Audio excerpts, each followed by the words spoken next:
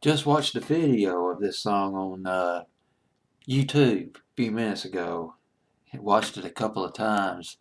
Brings back some memories. Remember watching that video on MTV quite vividly back in the summer of 1989.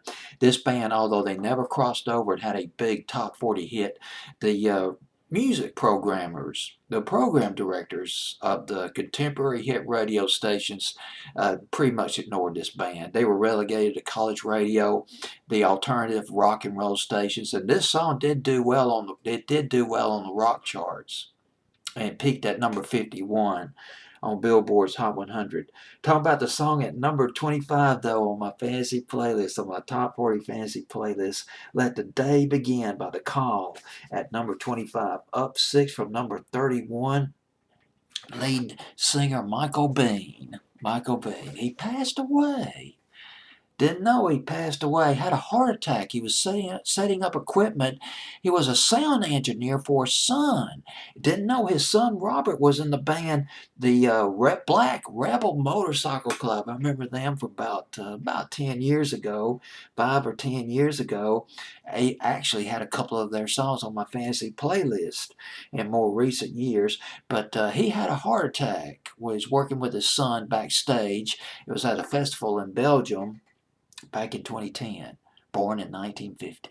Michael Bean, Oklahoma City.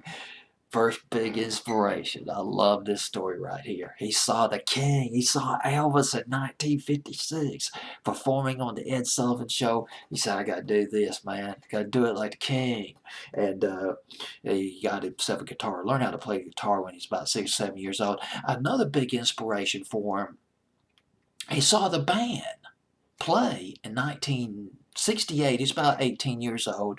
He was singing one of their songs very fervently with a lot of passion. He looked around and saw people with tears in their eyes and all that, and that further inspired him to pursue a career in music.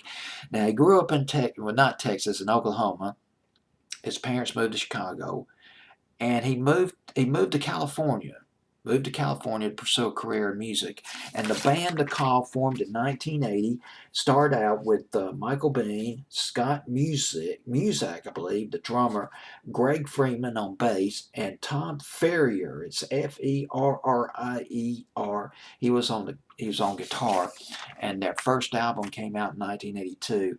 Their big gosh, I just barely remember this record. I believe I might have seen it on Night Tracks, but The Walls Come Down. That was their first big one back in 1983. As far as the alternative crowd was concerned, it was played on MTV back in the day, and I tell you what, even though they never got really big commercially on the top 40 to pop radio stations, they were critically acclaimed by some famous people, including Peter Gabriel.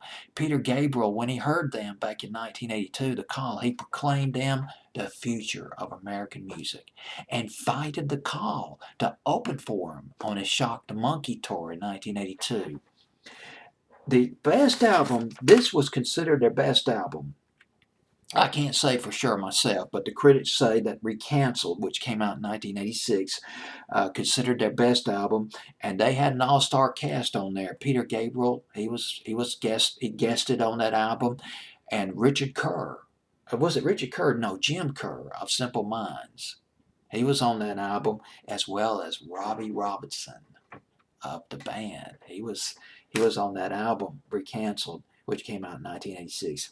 Now, uh, before Michael Bean became a member of Call, he was a veteran. He had been in a couple of bands. Now, consider this guy's been kicking around at least since the early to mid '60s. He played at fairgrounds when he was very young, Michael Bean, and he later was featured on he appeared on a TV variety show called the Red Shindig. And that Shindig thing, it was real big back in the mid '60s. So I'm taking that was probably the early to mid '60s. He was in a couple of bands. One of them was called Aorta, like part of the heart, Aorta, and was a member of a band called Lovecraft, which was from a couple of years, late '60s, early '70s. He was 60 when he died of a heart attack back in 2010. Let the Day Begin. They tilted a little bit politically a little bit, spiritually infused lyrics, and this is certainly an inspirational song. Let the Day Begin. I probably put this one in the top 10 of my fantasy playlist eventually. Well, it's doing well on this top 40 fantasy playlist, so you call fans, hey, I'm with you on this record. Or I was anyway. Let the Day Begin at number 26, 25 rather, on my fantasy playlist, July 30th, 1989.